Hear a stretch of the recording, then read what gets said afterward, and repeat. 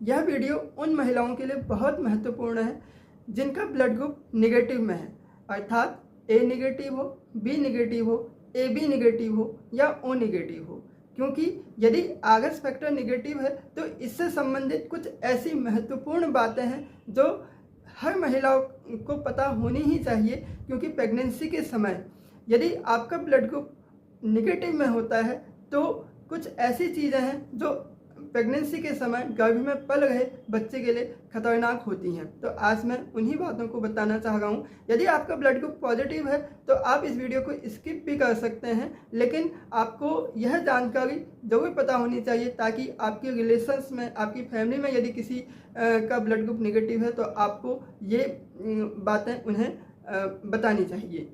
उन महत्वपूर्ण बातों को करने से पहले मैं कुछ साधारण सी चीज़ें बता देता हूँ कि आपको तो पता ही होगा कि जो हमारा ब्लड ग्रुप होता है वह या तो निगेटिव होता है या पॉजिटिव होता है। जैसे या तो ए निगेटिव होगा, ओ निगेटिव होगा, बी निगेटिव होगा, या फिर A positive, B positive, O positive या ए बी पॉजिटिव हो सकता है। अब जो ये पॉजिटिव और निगेटिव है इसको हम कहते हैं आरएस फैक्टर। मतलब आरएस फैक्टर पॉजिटिव है या निगेटिव है। आरएस फैक्टर क्या होता है? आरएस फैक्टर को हम रेसस फैक्टर के नाम से भी जानते हैं। तो आरएस फैक्टर या रेसस फैक्टर एक प्रोटीन का नाम होता है। यदि आपका ब्लड ग्रुप निगेटिव है तो इसका मतलब यह है कि आपके ब्लड ग्रुप में रेसस फैक्टर जो है वह प्रेजेंट नहीं है। जो रेसस प्रोटीन है वह आपके ब्लड ग्रुप में उपस्थित नहीं है, मतलब नहीं बनता है। यदि आपका ब्लड ग्रुप पॉजिटिव है तो इसका मतलब यह है कि आपके ब्लड ग्रुप में रेसस प्रोटीन जो है वह बना हुआ है, या जो रेसस प्रोटीन जो है वह बनता है। जो रेसस प्रोटीन होता है यह हमारे ब्लड ग्रुप में, हमारे खून में जो आरबीसीज जो होती हैं उसके सरफेस में होता है। आपको यह भी पता होना चाहिए कि जो यह आरएस फैक्टर है जिसको हम पॉजिटिव या निगेटिव कहते हैं, यह संतानों को उसके माता पिता से मिलता है, मतलब यह हेरिडिटरी होता है। अब जो मैं बातें कर रहा था आरएस निगेटिव से संबंधित, यदि आपका ब्लड ग्रुप आरएस निगेटिव है, जैसे माना सपोज आपका ब्लड ग्रुप ए निगेटिव है या ओ निगेटिव है या ए बी निगेटिव, मतलब कोई भी ब्लड ग्रुप है, चाहे ए कोई मान लीजिए ए निगेटिव है, तो आपका आरएस फैक्टर नेगेटिव होना आपकी हेल्थ के लिए कोई परेशानी कॉज नहीं करता है। मतलब अगर आपका ब्लड ग्रुप नेगेटिव है तो इसका मतलब ये नहीं कि आपको कोई परेशानी या दिक्कत होगी, इससे आपको कोई ऐसी दिक्कत नहीं हो सकती। लेकिन ये दिक्कत वाली सिचुएशंस तब पैदा होती है यदि माँ का ब्लड ग्रुप नेगेटिव है और पिता का ब्लड ग्रुप पॉजिटिव है। तो माँ के गर्भ में यदि जो बच्चा पल रहा है उसका ब्लड ग्रुप पॉजिटिव आता है तो ऐसी सिचुएशंस में कुछ गंभीर दिक्कतें हो सकती हैं। तो इस प्रकार का जो डिफरेंशिएशन होता है, जैसे माँ का ब्लड ग्रुप निगेटिव है और बच्चे का ब्लड ग्रुप पॉजिटिव है, भ्रूण जो होता है गर्भ में पल रहा है उसका ब्लड ग्रुप पॉजिटिव है जो कि माँ के ब्लड ग्रुप से अलग है, तो इस कंडीशंस को हम कहते हैं आरएस इनकम्पेटिबिलिटी। क्योंकि बाई चांस यदि इस कंडीशंस में माँ का जो निगेटिव ब्लड ग्रुप है वह गर्भ में पल रहे भ्रूण के, या जो गर्भ में जो बच्चा पल रहा है उसके पॉजिटिव ब्लड ग्रुप के साथ में मिक्स हो जाता है, तो ऐसी कंडीशंस जो होती है बच्चे के लिए बहुत ज़्यादा खतरनाक हो सकती है और उसकी यहाँ तक कि डेथ भी हो सकती है। क्योंकि जो नेगेटिव ब्लड ग्रुप होता है वह बच्चे के आरबीसीज को, पॉजिटिव ब्लड ग्रुप वाले बच्चे के आरबीसीज को तोड़ देता है। इस कंडीशंस को हम बोलते हैं आरएस सेंसिटाइजेशंस। इसे हम रेसस डिजीज के नाम से भी जानते हैं। होता क्या है कि यदि माँ का ब्लड ग्रुप निगेटिव है और उसके गर्भ में पल रहा बच्चा पॉजिटिव है, तो ऐसी कंडीशन में क्या होता है कि जो माँ का जो इम्यून सिस्टम होता है, तो उस इम्यून सिस्टम्स की वजह से जो रोग प्रतिरोधक क्षमता होती है वह गर्भ में पल रहे पॉजिटिव ब्लड ग्रुप वाले बच्चे को अपना दुश्मन समझने लगती है। तो इसकी वजह से माँ के ब्लड में एंटीबॉडीज बनती हैं जो कि भ्रूण के ब्लड में जाकर उसकी आरबीसीज को, बच्चे की आरबीसीज को तोड़ देती हैं। इसकी वजह से बच्चे को जॉन्डिस माइल्ड स्टेज में और सीवियर स्टेज में यह भ्रूण के जो भ्रूण का जीवन होता है, जो बच्चे की जो लाइफ होती है गर्भ के अंदर, उसको ख़त्म भी कर सकती है। अब यहाँ पे तो आपको समझ में आ गया होगा कि जैसा मैंने कहा कि यदि इन बातों की जानकारी है तो यह कितना गंभीर हो सकता है माँ के लिए कि यदि उनका ब्लड ग्रुप निगेटिव है और उनके पार्टनर का ब्लड ग्रुप पॉजिटिव है, तो यदि उनके गर्भ में पल रहा बच्चा भी पॉजिटिव है तो यह सिचुएशन काफ़ी खतरनाक हो सकती है। ये यहाँ पे समझा जा रहा है। लेकिन यहाँ पे कुछ ध्यान देने वाली बातें हैं, उन्हें आप समझेंगे कि हमेशा मतलब अधिकतर यदि माँ का ब्लड ग्रुप निगेटिव है, उनके बच्चे का ब्लड ग्रुप पॉजिटिव है, तो यह हमेशा खतरनाक नहीं होता है। स्पेशली पहली प्रेगनेंसी में यदि माँ ने पहली बार गर्भ धारण किया है तो ऐसी कंडीशंस में बच्चे का ब्लड ग्रुप पॉजिटिव होने के बावजूद भी यह बहुत ज़्यादा खतरनाक नहीं होता है। क्योंकि पहली बात तो जो माँ का निगेटिव ब्लड ग्रुप है वह बच्चे के जो गर्भ में पल रहा बच्चा है, जो भ्रूण है, उसके पॉजिटिव ब्लड ग्रुप के साथ में सामान्यतः मिक्स नहीं होता है। लेकिन ऐसी कंडीशंस में जब डिलीवरी सिजेरियन हो गई हो या प्रसव के दौरान में बच्चे के ब्लड के साथ में माँ का ब्लड जो है मिक्स हो सकता है। लेकिन ऐसी कंडीशंस में क्या होता है कि माँ के ब्लड में एंटीबॉडीज बनने से पहले ही बच्चे का जन्म हो जाता है, इसलिए ऐसी कंडीशंस में कोई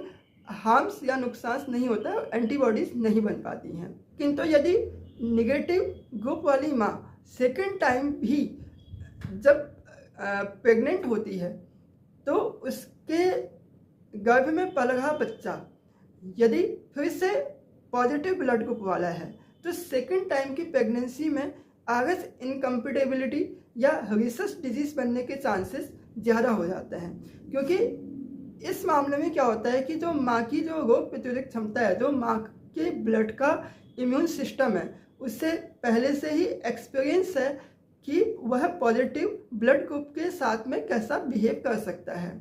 ऐसी कंडीशंस में यदि सावधानियां नहीं बरती तो माँ का ब्लड ग्रुप में जो है जब वह महसूस करता है कि गर्भ में जो बच्चा पल रहा है उसका ब्लड ग्रुप पॉजिटिव है, तो इस कंडीशंस में वह एंटीबॉडीज बनाने लगता है और ये एंटीबॉडीज फीटस के मतलब जो बच्चा है उसके ब्लड में जाके मिक्स हो जाती हैं और उसके ब्लड को तोड़ देती हैं।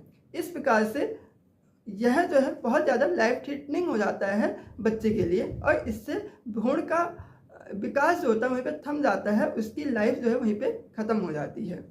इस प्रकार से सेकेंड प्रेगनेंसी में ये जो आरएच इनकम्पेटेबिलिटी है यह खतरनाक हो सकती है, जबकि पहली प्रेगनेंसी में यह खतरनाक नहीं होती है। अब यहाँ पे ध्यान देने वाली बात है कि ये कंडीशंस तभी बनती हैं जब माँ का ब्लड ग्रुप निगेटिव हो और पिता का ब्लड ग्रुप पॉजिटिव हो। इसके अलावा यदि दूसरी कंडीशंस है, यदि माँ निगेटिव है पिता भी निगेटिव है तो ये कंडीशंस नहीं बनेगी। यदि पिता निगेटिव है माँ पॉजिटिव है तो भी ऐसी कंडीशंस नहीं बनती, या जब दोनों ही निगेटिव हो तो भी या दोनों ही पॉजिटिव हो तो आरएच इनकम्पेटेबिलिटी की कंडीशंस नहीं बनती है। ऐसे में सेफ प्रेगनेंसी रहती है। इसके अलावा यदि माँ के गर्भ के दौरान यदि माँ निगेटिव है और गर्भावस्था के दौरान उसके बच्चे जाने से कोई सैंपल लिया हो या वहाँ पे कोई इंजेक्शंस लगा हो, तब आरएच इनकम्पेटेबिलिटी की जो रिस्क होता है वह काफ़ी ज़्यादा बढ़ जाता है। जैसे एमनियोसेंटेसिस के मामले में ऐसा हो सकता है जिसमें इंजेक्शंस के द्वारा सैंपल लिया जाता है। इसके अलावा CVS जिसको हम बोलते हैं क्रोनिक विलस सैम्पलिंग के नाम से जिसको जाना जाता है CVS, तो ऐसी कंडीशंस जो है माँ के अंदर फीटस इनकम्पेटेबिलिटी के लिए बहुत ज़्यादा खतरनाक हो सकती है। इसके अलावा यदि प्रेगनेंसी के समय में वेजाइनल ब्लीडिंग हो गई है, मतलब लगातार ब्लड का डिस्चार्ज हो गया है, अनयूजुअल ब्लीडिंग हो गई है माँ को, तो इस कंडीशंस में भी रिसस डिजीज होने के चांसेस ज़्यादा बढ़ जाते हैं। ये तो बात हो गई आरएच इनकम्पेटेबिलिटी या रिसस डिजीज की, जिसके बारे में मैंने बताया।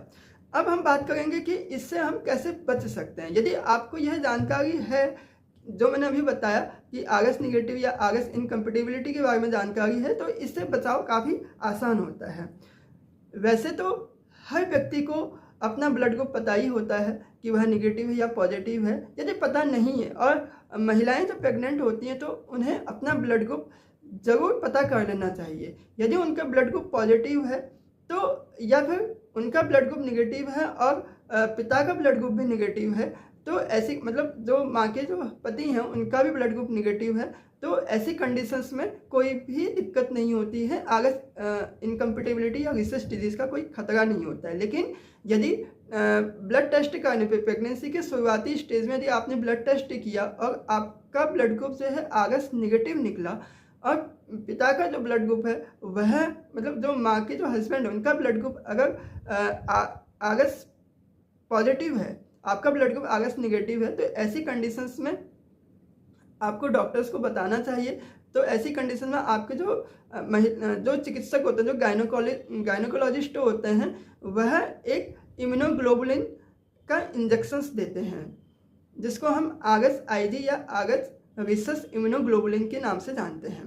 यह इंजेक्शन जो है लगभग 28वें सप्ताह के आसपास में लगता है। इसके अलावा यदि माँ के गर्भ में पल रहा बच्चा यदि पॉजिटिव है और माँ का ब्लड ग्रुप निगेटिव है, तो यह इंजेक्शन प्रसव के दौरान जब डिलीवरी होने का जो टाइम होता है उसके 72 घंटे के अंदर दोबारा से लगाया जाता है। यदि आपके गायनोकोलॉजिस्ट को लगता है कि आपके अंदर जो बच्चा पल रहा है उसके ब्लड के साथ में माँ का ब्लड ग्रुप मिक्स हो गया है, तो ऐसी कंडीशन में जो है ये जो इंजेक्शन है यह शुरुआती स्टेज में ही, प्रेगनेंसी के शुरुआती टाइम में ही लगा लिया जाता है। ये जो आगस आईजी इंजेक्शन होता है, जो रिसस इम्यूनोग्लोबुलिन इंजेक्शन जो होता है, जो माँ निगेटिव ब्लड ग्रुप वाली माँ को लगाया जाता है, यह ब्लड में जो एंटीबॉडीज होती हैं उनको बनने से रोकता है। इस प्रकार से जो आगस आईजी इंजेक्शन होता है यह आगस इनकम्पेटिबिलिटी को या रिसेस डिजीज को रोकने का सबसे कामयाब और सबसे कारगर तरीका है। इस प्रकार से आप भविष्य में होने वाली किसी भी दिक्कत से बच सकते हैं इस इंजेक्शंस के द्वारा। इस प्रकार से जैसा कि मैंने बताया कि आपको अपने ब्लड ग्रुप के बारे में पता जरूर होना चाहिए। ऐसी महिलाएं जिनका ब्लड ग्रुप निगेटिव है उन्हें इन बातों का ज्ञान जरूर होना चाहिए, क्योंकि क्या होता है कि हमारे भारतवर्ष में गांव में या फिर जहाँ पे चिकित्सा सेवाएं बहुत ज़्यादा दुरुस्त नहीं है, वहाँ पे महिलाओं का जो डिलीवरी होती है वह ऐसे ही कर दी जाती है, दाई के हाथों कर दी जाती है। उनको पता नहीं होता कि उनका ब्लड ग्रुप क्या है। तो इस प्रकार से ये जो ब्लड ग्रुप है उसका निगेटिव होना यह जरूर पता होना चाहिए, क्योंकि यदि यह मालूम है आगस निगेटिव होना वैसे तो गंभीर मसला हो सकता है फीटस के लिए यदि वह पॉजिटिव है। यदि आपको इस बारे में जानकारी है तो भी यह कोई समस्या नहीं रहती है और समय रहते आप आगस आईजी के इंजेक्शन लेकर आप इस समस्या से बहुत आसानी से बच सकते हैं। Thank you. मुझे लगता है कि आज मैंने आपको बहुत महत्वपूर्ण जानकारी दी है। यदि आपको यह वीडियो अच्छा लगा हो, जानकारी अच्छी लगी हो, तो मेरे इस चैनल को जरूर सब्सक्राइब करें, ताकि मैं आगे ऐसे ही नॉलेजफुल वीडियो लाता रहूँगा जिससे आप अपडेट होते रहेंगे। Thank you and bye bye.